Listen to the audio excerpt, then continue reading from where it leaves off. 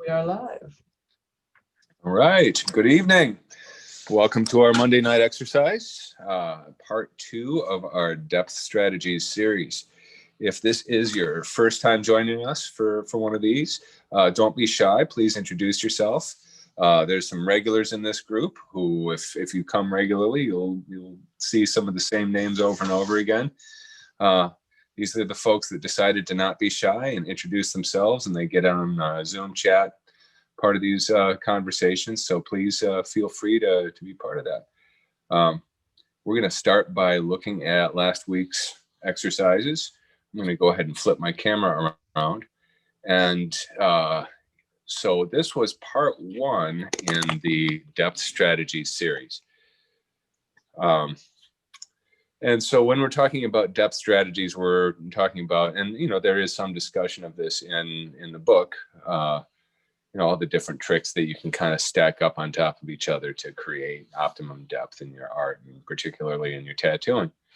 And so this was all about shape placement, overlap of shapes.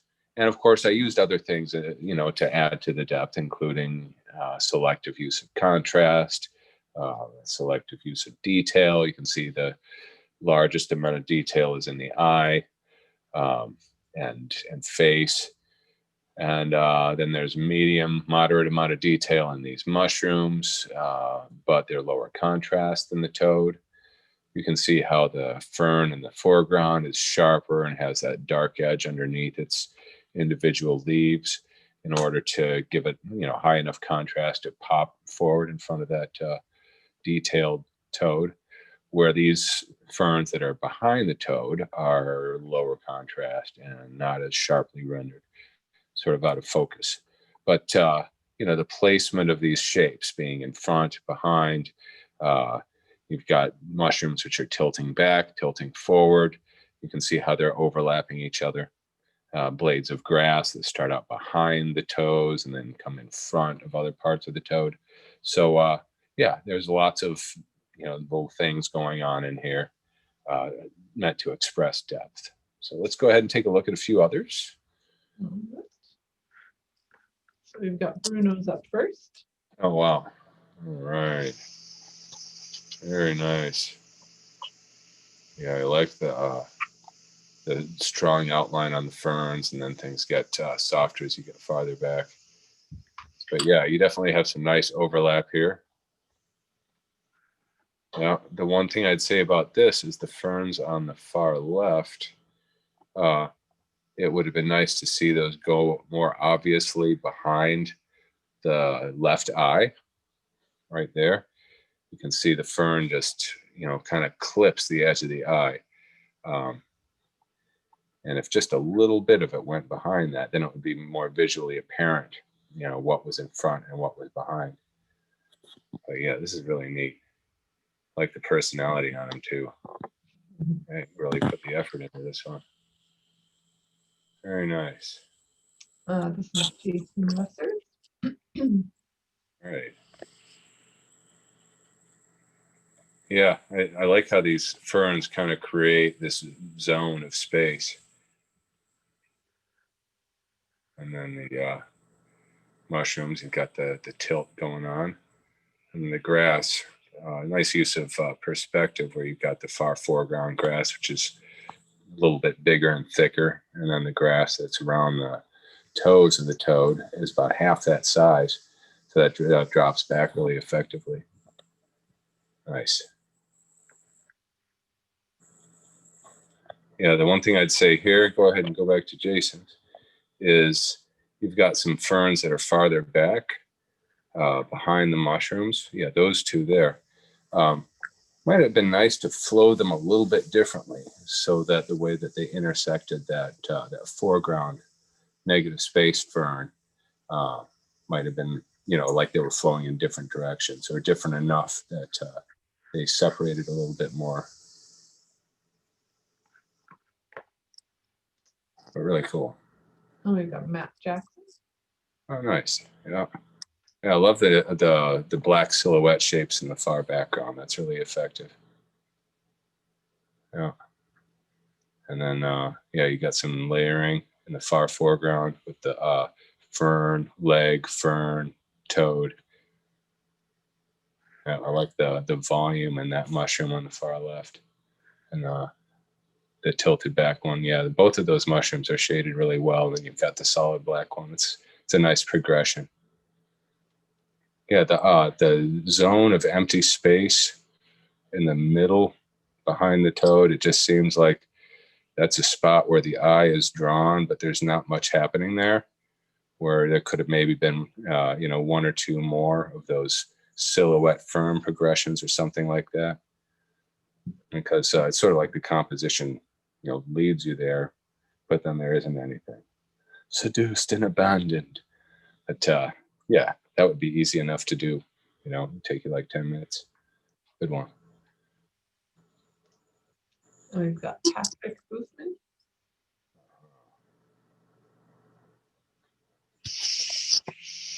Yeah, let me zoom in on that one.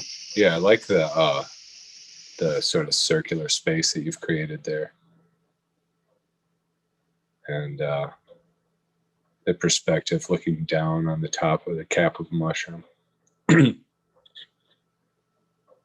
Yeah, that mushroom in the very far lower left, that circular shape there, is that meant to be a mushroom? Well, we're not all in the Zoom call, so I can't really ask him. But it's cool. I like the diminishing contrast going on behind him too. The one obvious thing that I would say, being the person that I am, is do you think that you've made your toad big enough for the composition? And I reckon that you could get away with going, another 30-40% larger without losing any or crowding any of the important design elements around it. Possibly worth trying. But yeah, looks good. We got Quentin. Nice. Got a lot of good ones tonight. Mm-hmm. Yeah, and I like how you created an oval frame for this.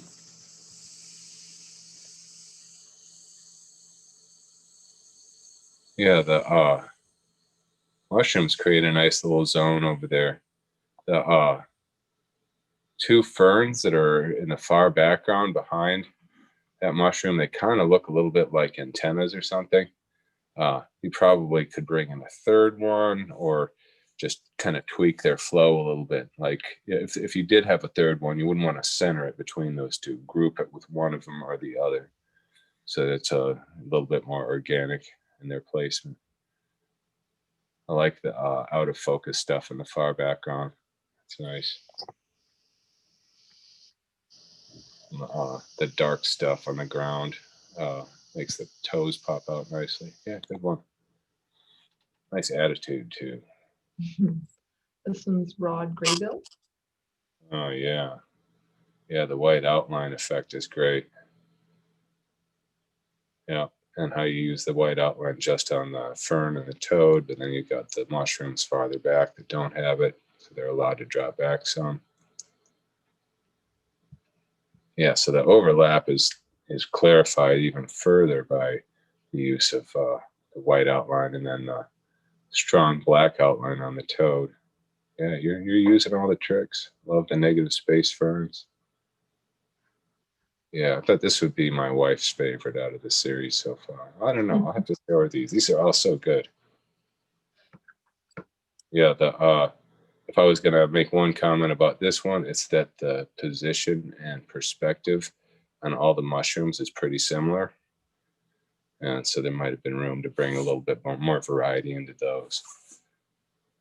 I really like the rendering on the skin too. Nice one. All right. This one's mine. Oh yeah. Yeah, those ferns. I don't know what they remind me of there, but yeah, I like it. I like how they kind of radiate away from the face, which brings attention to the face. The two mushrooms are really nice too. It would have been nice to see something coming in front of the toad. Mm-hmm. maybe a couple tiny little toadstools or something. Oh, maybe I'll have to add those guys. I had a lot of fun with them, so I wouldn't mind doing some more on there. Because that's the one thing I'd say is, there isn't anything overlapping the toad. Yeah. And so then the smaller mushroom, the lower edge of the cap on that, and then the top of the toad's back, they come so close. I don't know why I have such an issue with that. I feel like you either should back off a little bit, or you should just go for it and let them overlap,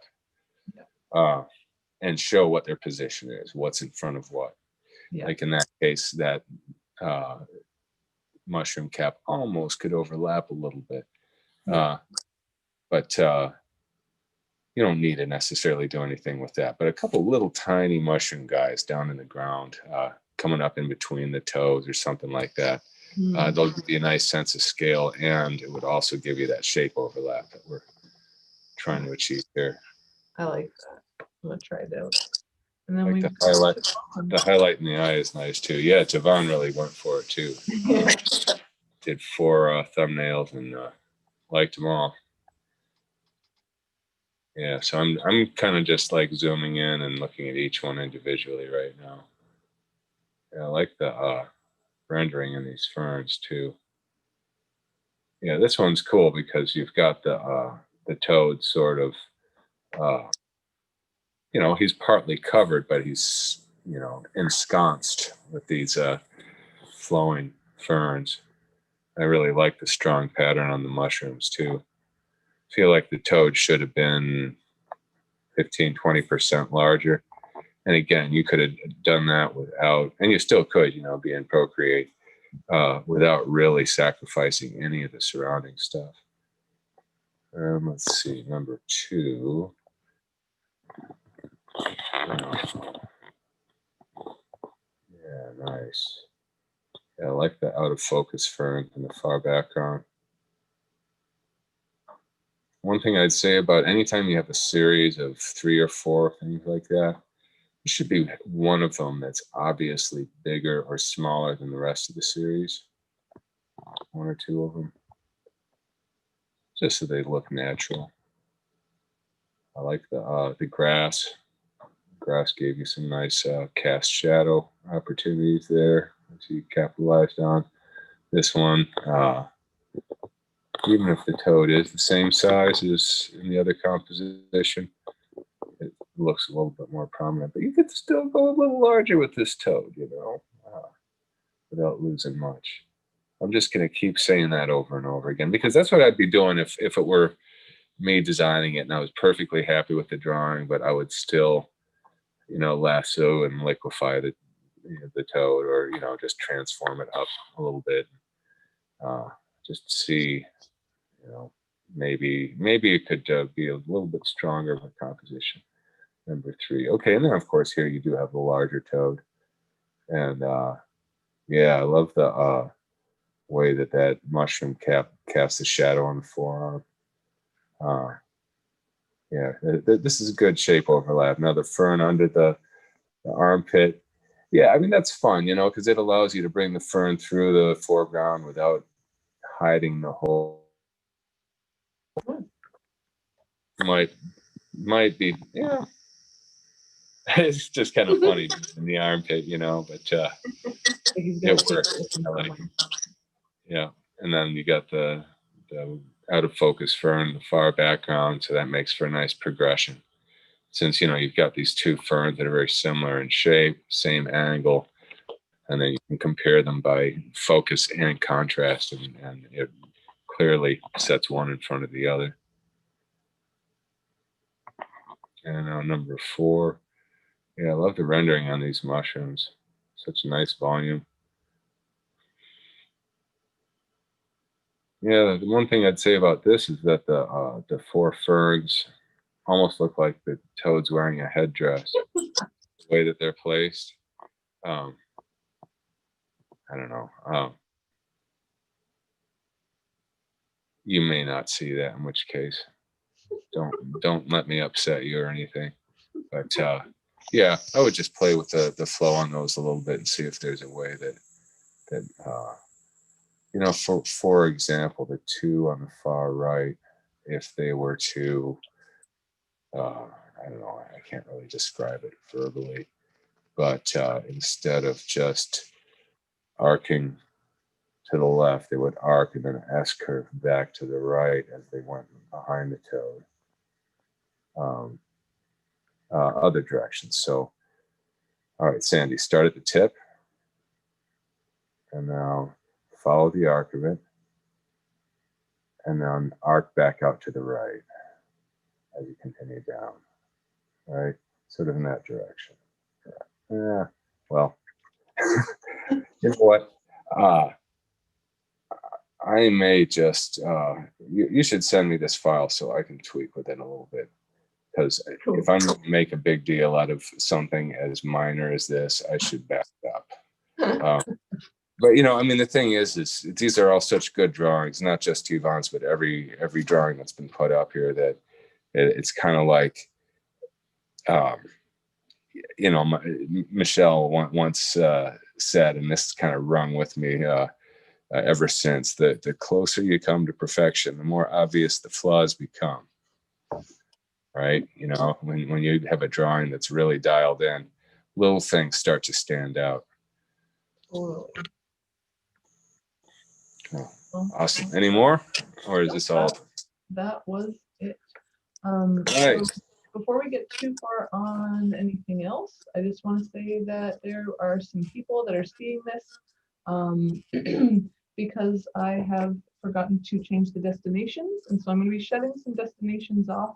But if you liked what you saw, that's what we do every Monday. So you can come join us on the Reinventing the Tattoo app or at reinventingthetattoo.com.